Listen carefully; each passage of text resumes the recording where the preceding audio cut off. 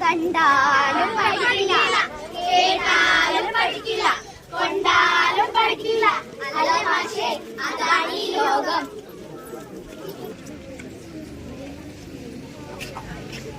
കുഞ്ഞിക്കൈകളിലെ മയക്കുമരുന്ന് പൊതികൾ, പെട്ടിക്കട മുതൽ സാമൂഹ്യ മാധ്യമങ്ങൾ വരെ നീങ്ങുന്ന കച്ചവട മേഖലകൾ, തകരുന്ന കുടുംബങ്ങൾ, ഇടയ്ക്ക് വെച്ച് പഠനം നിർത്തുന്നവർ, ലഹരിയിൽ മുങ്ങുന്ന യുവജനങ്ങൾ, കാണുന്നില്ലേ നിങ്ങൾ ഇതൊന്നും? കണ്ടാലും പഠിക്കില്ല, കേട്ടാലും പഠിക്കില്ല, കൊണ്ടാലും പഠിക്കില്ല. അല്ല മാഷേ, അതാണ് ഈ ലോകം.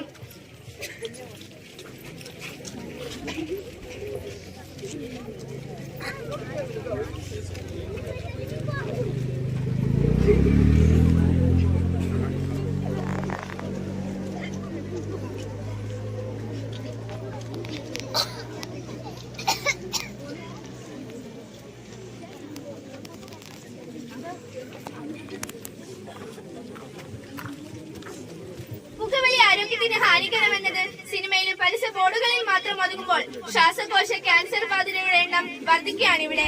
15-നും 25-നും ഇടയ്ക്ക് പുകവലിക്കുന്നവരുടെ എണ്ണം എത്രയാണെന്ന് അറിയാമോ നിങ്ങൾക്ക്? കാണുന്നില്ല നിങ്ങളിവയൊന്നും? കണ്ടാലും പഠിക്കില്ല, കേട്ടാലും പഠിക്കില്ല, കൊണ്ടാലും പഠിക്കില്ല. അല്ല മാഷേ, അതാണ് ഈ ലോകം.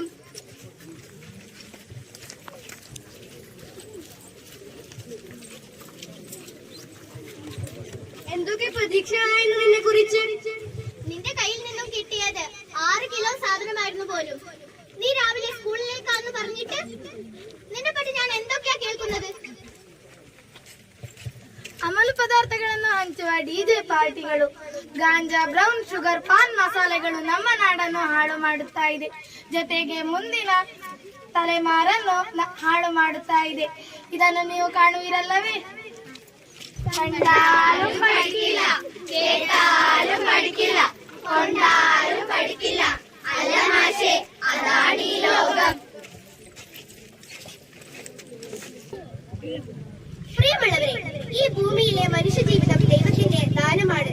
ഞാനോ നീയോ ആഗ്രഹിച്ചിട്ടല്ല ഈ ഭൂമിയിൽ മനുഷ്യജീവിതം ലഭിച്ചത്. നിങ്ങളെല്ലാവരും ഒരേപോലെയാണ്.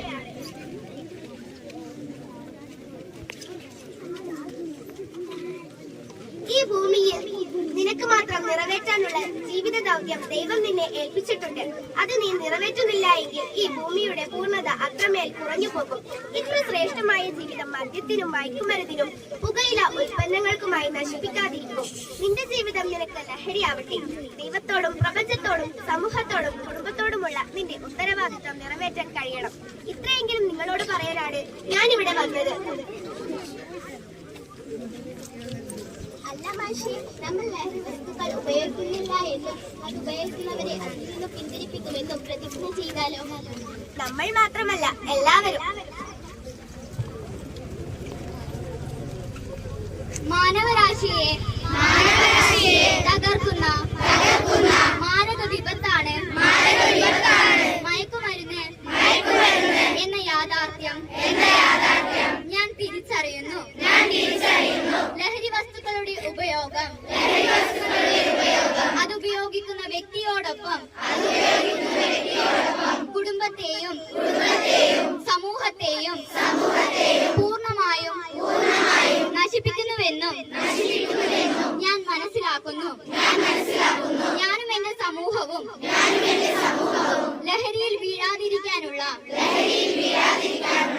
എല്ലാ ശ്രമങ്ങളും ഞാൻ നടത്തും. ജീവിതമാണ് ലഹരി എന്ന ആശയം എന്റെ ജീവിതത്തിൽ പകർത്തുന്നതിനോടൊപ്പം മറ്റുള്ളവരുടെ ജീവിതത്തിൽ ഈ ആശയം പകർത്തുന്നതിന് ഞാൻ പ്രയത്നിക്കുകയും ചെയ്യും. ലഹരിമുക്ത നവകേരളം പടുത്തുയർത്തുവാൻ എന്റെ കഴിവിന്റെ എല്ലാ പരമാവധിയും ഞാൻ പ്രവർത്തിക്കുമെന്നും അതിനാൽ പ്രതിജ്ഞ ചെയ്യുന്നു. ಮಾದಕದ್ರವ್ಯವು ಮಾನವ ಸಮೂಹವನ್ನು ಛಿದ್ರಗೊಳಿಸುವ ಮಾರಕ ವಿಪತ್ತು ಎಂದು ನಾನು ನಿಜವಾಗಿ ಗುರುತಿಸುತ್ತೇನೆ. ಮಾದಕ ದ್ರವ್ಯಗಳ ಬಳಕೆಯು ಅದನ್ನು ಬಳಸುವ ವ್ಯಕ್ತಿಯೊಂದಿಗೆ ಕುಟುಂಬ ಮತ್ತು ಸಮಾಜವನ್ನು ಸಂಪೂರ್ಣವಾಗಿ ನಾಶಪಡಿಸುತ್ತದೆ ಎಂದು ನಾನು ತಿಳಿದುಕೊಂಡಿದ್ದೇನೆ. ನಾನು ನನ್ನ ಜೀವನದಲ್ಲಿ ಮಾದಕ ವ್ಯಸನದಲ್ಲಿ ಬೀಳದಂತೆ ಎಲ್ಲಾ ಪ್ರಯತ್ನಗಳನ್ನು ನಡೆಸುತ್ತೇನೆ. ಜೀವನವೇ ಮಾದಕತೆ ಎಂಬ ಆಶಯವನ್ನು ನನ್ನ ಜೀವನದಲ್ಲಿ ಅಳವಡಿಸುವುದರ ಜೊತೆಗೆ ಇತರ ಜೀವನದಲ್ಲಿ ಈ ಆಶಯದ ಅಳವಡಿಕೆಯನ್ನು ಪ್ರೇರೇಪಿಸಲು ನಾನು ಪ್ರಯತ್ನಿಸುತ್ತೇನೆ. ಲಹರಿ ಮುಕ್ತ ನವಕೇರಳವನ್ನು ಸಾಕಾರಗೊಳಿಸಲು ನನ್ನ ಎಲ್ಲಾ ಸಾಮರ್ಥ್ಯಗಳನ್ನು ವಿನಿಯೋಗಿಸುತ್ತೇನೆ ಎಂದು ನಾನು ಈ ಮೂಲಕ ಪ್ರತಿಜ್ಞೆ ಮಾಡುತ್ತೇನೆ. സുയർത്തി പറയുകലഹരി കടിപ്പിടിൽ ശിരസുയർത്തി പറയുകലഹരി കടിപ്പിടിൽ കരം കടക്കി കിട്ടിയ ജീവിതം എറിഞ്ഞുടയ്ക്കുകയില്ല നാം. വരം കടക്കി കിട്ടിയ ജീവിതം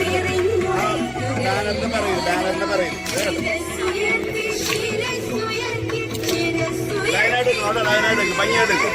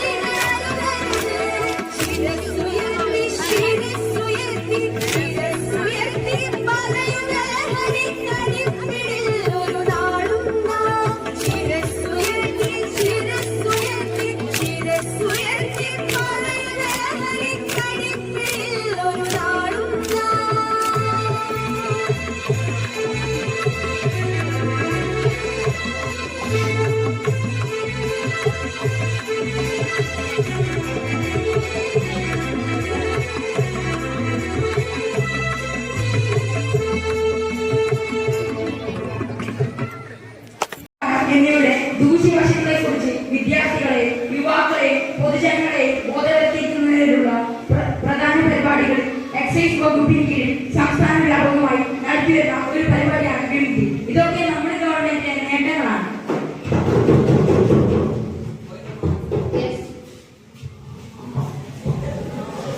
എനിക്ക് പറയാനുള്ളത് അദ്ദേഹത്തെ കുറിച്ചാണ്. അദ്ദേഹം പറഞ്ഞ ആശയം അദ്ദേഹത്തിന് വേറെ ആൾ എഴുതി കൊടുക്കണം, അല്ലാതെ അദ്ദേഹത്തിന് അറിയില്ല. ആരും പറഞ്ഞതാണ്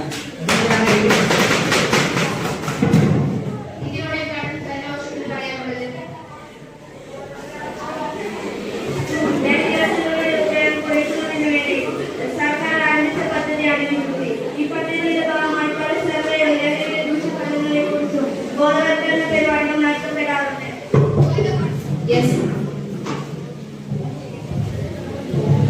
വിമുക്തി എന്ന പദ്ധതി ആരംഭിച്ചതിനെ തുടർന്ന് ലഹരി മരുന്നുകളുടെ ഉപയോഗം കുറഞ്ഞതും അതുമൂലം ഉണ്ടാകുന്ന ദുരന്തം കുറഞ്ഞു എന്നാണ് നിങ്ങൾ പറയുന്നത്.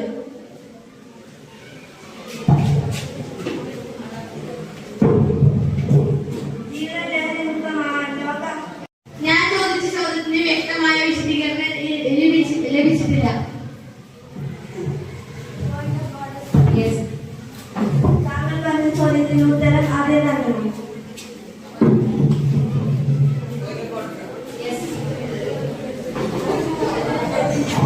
ഞങ്ങൾ 3 വ്യത്യസ്ത ചോദ്യങ്ങളാണ് ചോദിച്ചത്. അദ്ദേഹത്തിന് ഒരേ ഉത്തരമാണ് പറഞ്ഞത്. ഞങ്ങൾ ഇവർക്ക് ഇൻവെർഷൻ കൊടുത്തില്ല, ഒന്നും തന്നെ പറയാൻ വേണ്ടി. നിങ്ങൾക്ക് കഴിവില്ല ആ കസേര അറിയുമ്പോ ഇത് ഭയങ്കര വേറെ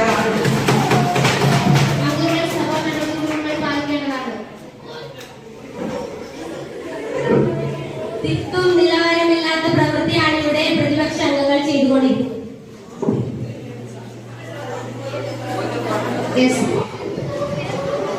ഞങ്ങളുടെ ചോദ്യത്തിന് ഉത്തരം കിട്ടിയില്ല. പിന്നെ എന്താണ് ഞമ്മ പറയുന്നത്? പിന്നെ ഒരു കാര്യം കൂടി എനിക്ക് പറയാനുള്ളത് നമ്മുടെ പ്രിയപ്പെട്ട പ്രധാനമന്ത്രി മുഹമ്മദിന്റെ ബഹുമാനെ കുറിച്ചാണ്. അദ്ദേഹത്തിന് ഭരണശേഷമാണ് ലഹരി ഉപയോഗം കൂടുതലായി കാണപ്പെട്ടത്. അതുകൊണ്ട് എനിക്ക് വളരെ സംശയമുണ്ട്, അദ്ദേഹം ലഹരി മാഫിയയുടെ തലവനാണ്. അതുകൊണ്ട് ഞാൻ പറയുന്നു, അദ്ദേഹം രാജിവെക്കുകയാണ്. അദ്ദേഹത്തെ കുറിച്ച് പറയാൻ അത്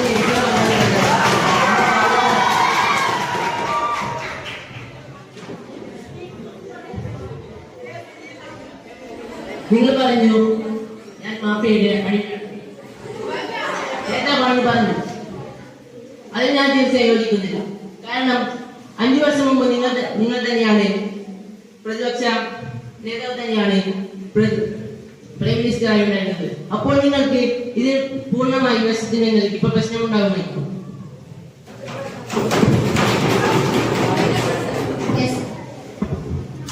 എനിക്ക് അതിനെ കുറിച്ച് ഒന്നുകൂടി പറയാനുണ്ട്. കാരണം 2 വർഷങ്ങൾക്ക് മുമ്പ് നിങ്ങളുടെ ഭരണകാലത്ത് ഒരു അവിശ്വാസ പ്രമേയം ഉണ്ടായിരുന്നു. അതിന്റെ പ്രധാന ആശയം തന്നെ നിങ്ങൾ ലഹരി അക്കാരി കോൺട്രാക്റ്റിൽ നിന്ന് കോഴ വാങ്ങി ഒരു പാർട്ടി പോയി മദ്യം ശേഖരിച്ചതിനെ കുറിച്ചാണ്. അതിനെ കുറിച്ച് നിങ്ങൾക്ക് എന്താണ് പറയാനുള്ളത്?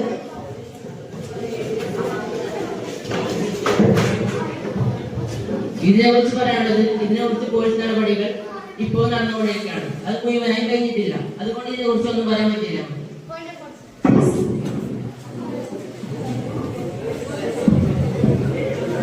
ഭരണപക്ഷത്തിന്റെ വാരാട്ടി പട്ടികളാണ് പോലീസുകാർ. അവരുടെ ജോലി സത്യസന്ധമായി നിർവഹിക്കാൻ നിങ്ങൾ അവരെ സമ്മതിക്കുന്നില്ല. നിങ്ങളുടെ ചൊൽപ്പിടിക്ക് നിൽക്കാത്ത പോലീസുകാരെ മാനസികമായും ശാരീരികമായും ആക്രമിക്കുകയാണ് നിങ്ങൾ ചെയ്യുന്നത്. അതുകൊണ്ട് തന്നെ കേസുകൾ വഴിതിരിച്ചുവിടാൻ നിങ്ങൾ ശ്രമിക്കുന്നു. ഇതിനോട് ഭരണപക്ഷത്തിന്റെ പ്രതികരിക്കാനുള്ളത്, മോശം വാക്കുകൾ വിളിച്ചു പറയുന്നത് കൊണ്ട് നിലവാരമില്ലാത്ത പ്രവൃത്തിയാണ് പ്രതിപക്ഷക്കാർ ചെയ്യുന്നത്.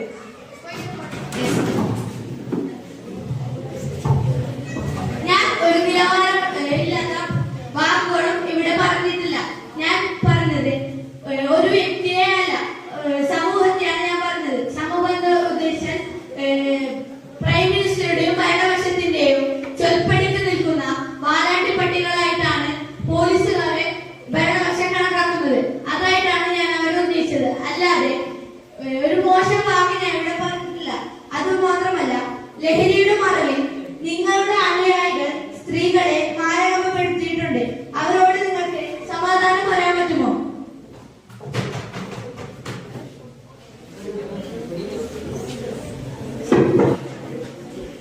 ചോദ്യം ചോദിച്ചിട്ട് കുറച്ച് നിമിഷങ്ങളായി.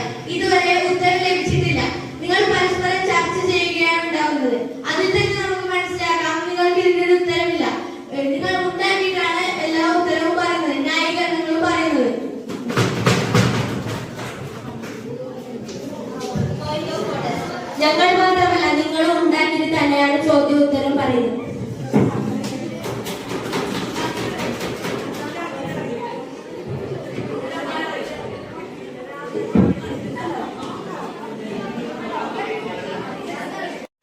വിദ്യാഭ്യാസ മന്ത്രി ദേശ്മുഖുട്ടി ഞങ്ങളെ വ്യക്തിവൈരാഗ്യമായി ആക്രമിക്കുകയാണ്. താങ്കൾ ഇതിനെക്കുറിച്ച് സംസാരിക്കുന്നില്ല. ഞങ്ങൾക്കെതിരെ താങ്കൾ തിരിയുന്നത്. അതാണ് താങ്കളുടെ കുഴപ്പം. അവർ നിങ്ങളെ എന്തിനെ ആക്ഷേപിച്ചാണ് പറഞ്ഞത്. താങ്കൾ അതുകൂടി ശ്രദ്ധിക്കുക.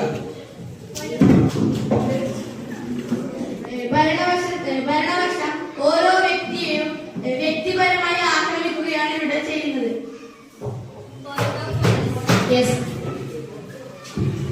അല്ല, ഞാനിവിടെ ആദ്യമേ തന്നെ കുറെ നിയമ നടപടികൾ വായിച്ചിട്ടുണ്ട്. അതെല്ലാം അംഗീകരിക്കാൻ പ്രതിപക്ഷക്കാർക്ക് കഴിയുന്നില്ല എന്നതാണ് സത്യം. ഈ വിശദീകരണത്തിൽ നിങ്ങൾക്ക് എന്താണ് പറയാനുള്ളത്?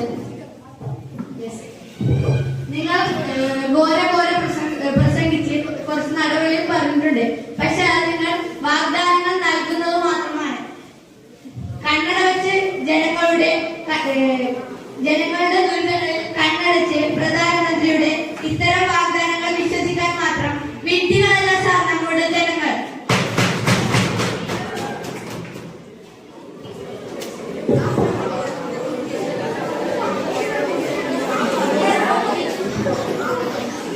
ഇത്രയൊക്കെ നിങ്ങൾ പറയുന്നുണ്ടെങ്കിൽ 5 വർഷം മുമ്പ് നിങ്ങൾ തന്നെയായിരുന്നു പ്രൈം മിനിസ്റ്റർ ഒക്കെ. അപ്പോൾ നിങ്ങൾ ഇതുവരെ എന്താണ് ചെയ്തില്ല?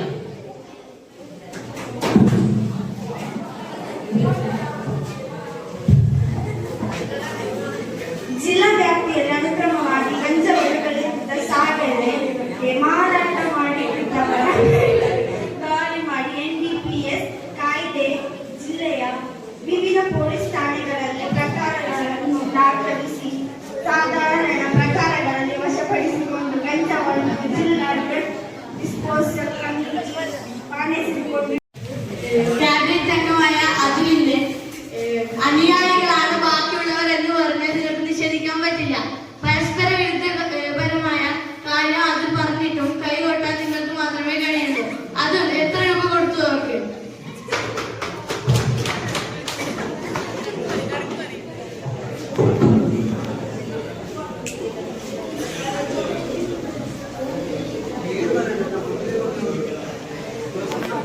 വിശദീകരണമാണ് പറയാനുള്ളത്.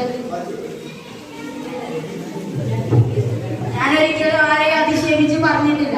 ഞാൻ ഭാഷയെ പറ്റി ഒന്ന് പറഞ്ഞു തന്നത് മാത്രമാണ്.